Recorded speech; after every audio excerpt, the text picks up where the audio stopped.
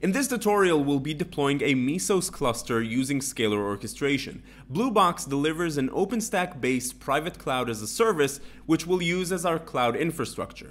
We'll use the Scalr cloud management platform to create our templates, orchestrate our software, and make sure our application scales well. The application we'll be building is a Mesos cluster, but we'll also be using Docker, Marathon, Zookeeper, and Chronos. We want to provision instances on our cloud infrastructure and orchestrate our application onto them. We'll use Scalr orchestration for that. First, let's create our orchestration scripts. From your environment, select Scripts from the top menu. Click on New Script. Let's call it Install Mesos. This script will install Mesos along with all the other pieces of software we're going to need. You can find the script I'm using here on the Scalr wiki. We can either paste the script into the editor or link it to a repo. Give it a timeout of 1800 to make sure that all necessary software will be installed. Hit Create to save the script, and let's go through the same process again for the configuration script. This script will take care of setting up masters and slaves in the cluster and additional configuration to set up our application.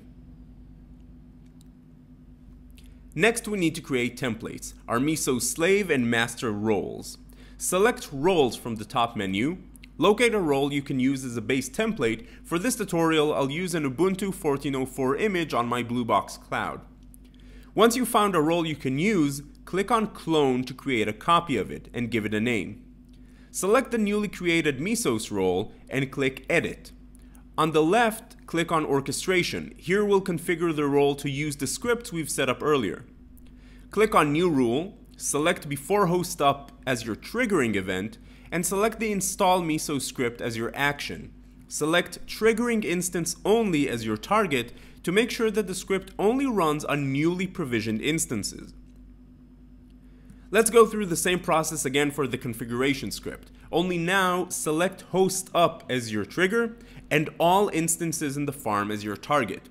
This is so the script will run on all relevant instances to let them know that a new node has joined the cluster anytime your application scales up. Next, we need to set up global variables. We'll use these to determine whether an instance is a master or a slave. Click on the Global Variables tab on the left, and then click on New Variable. Let's call this Mesos role. Make it required by any farm that uses this role, and put in the value slave. Bear with me, this will make sense in a minute. Next, we need to create a farm to hold our application. From the top menu, select Farms and click on New Farm. Let's call this farm Bluebox Mesos Cluster. Choose Sequential for the launch order to make sure that the instances come up one after the other and not all at the same time. We'll be adding two roles to our farm. The first one will be the Mesos master and the second one the Mesos slave. The master will be the control node for our cluster and the one to hand out tasks to the slaves. We want the cluster to be fault tolerant, so we'll set the minimum instances of our Mesos master role to 3. Zookeeper will make sure that only one Mesos master instance is active and the other two are standby masters.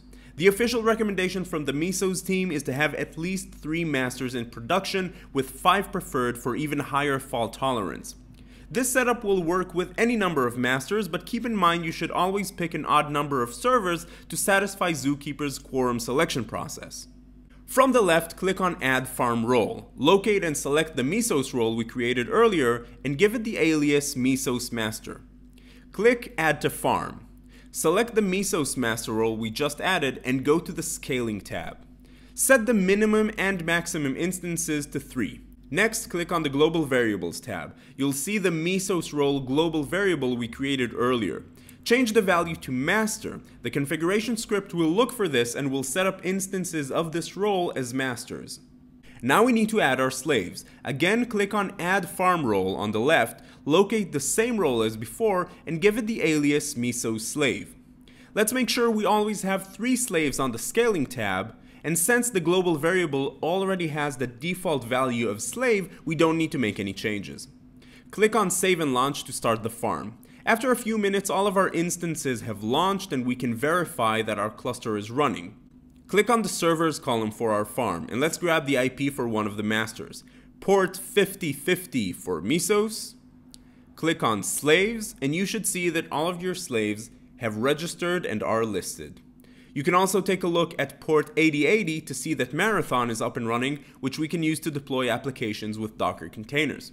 And that's it, you're good to go. You can find a more detailed written version of this tutorial on the Scalr wiki. Thank you for watching, and for more information, please visit scalr.com.